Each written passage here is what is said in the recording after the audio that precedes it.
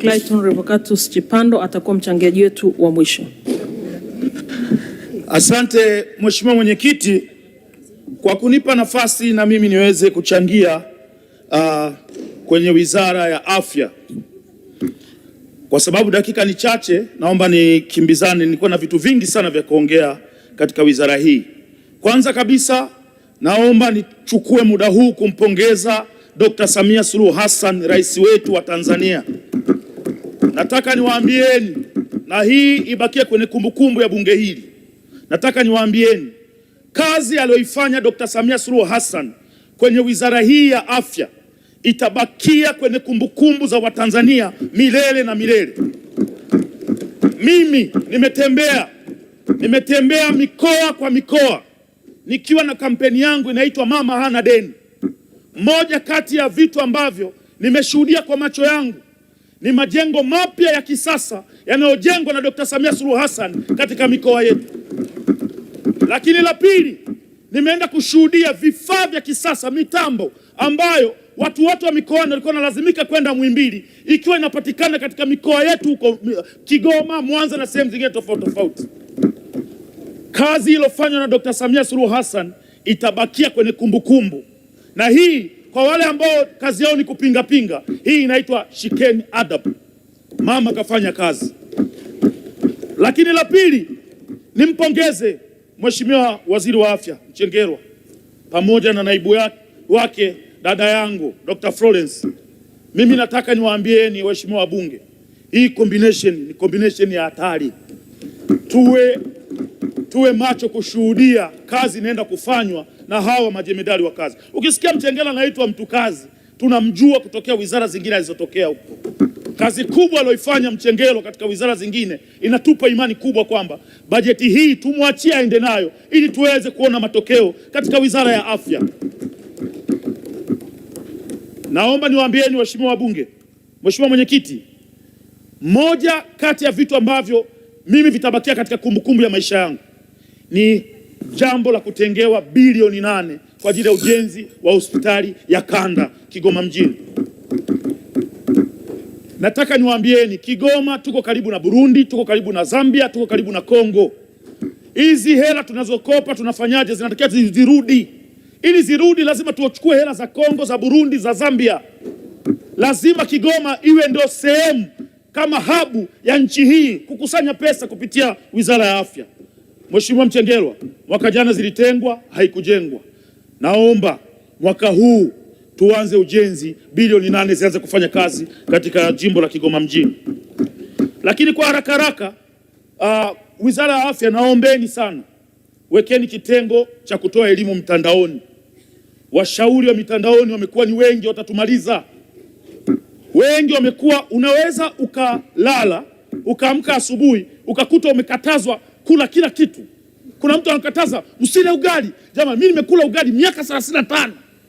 Leo hii ndio sasa hivi ukila ugali unaambiwa sasa ukila ugali ndio umejimaliza. Kweli?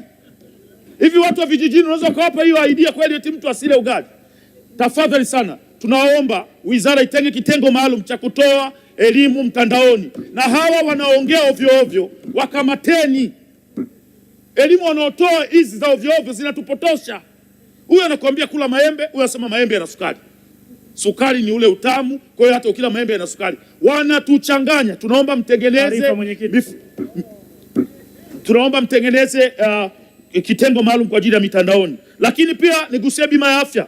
Watu wengi wamezungumzia bima ya afya kwa wote, na sisi tunaunga mkono bima ya afya kwa wote, kwa sababu tunaamini. Mheshimiwa Clayton Chipando, kuna taarifa kutoka kwa Mheshimiwa Hamis Vuai.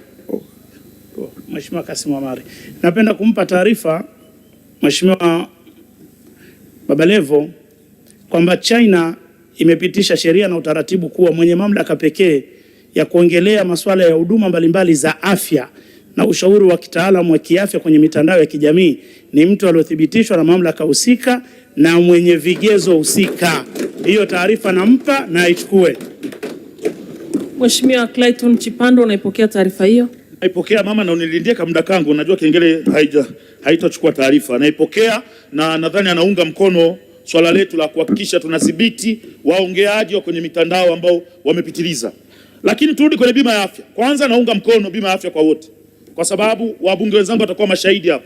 Tunaopata shida zaidi ni sisi wabunge ambao tuko kwenye majimbo yetu. Wananchi wakiugua, hana hela atakuja kwako, lakini kama tukifanikiwa kulipia bima kwa afya kwa watu wote, tafsiri yake swala la kuanza kutibiana na wananchi litapungua katika miji yetu. Lakini bima hii ya afya tunaomba iunganishwe na ambulance, kwa sababu mtu anatibiwa bure kutokana na bima aliyolipia, lakini akipewa rufaa inabidi achangie mafuta ya ambulance. Kwa mfano Kigoma, na ninashukuru sana niwapongeze uongozi wa hospitali ya Maweni.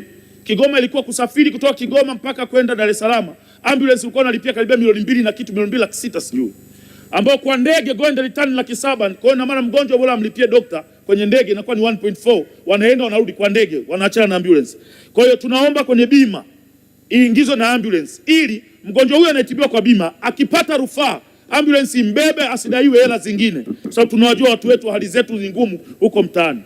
Lakini kingine kuhusu ujenzi wa Muhimbili, mimi nashangaa mtu ambaye anapinga ujenzi wa Muhimbili. Mimi nimetembea katika nchi za wenzetu, unaingia hospitali ni kama unaingia katika hoteli ya 5 star.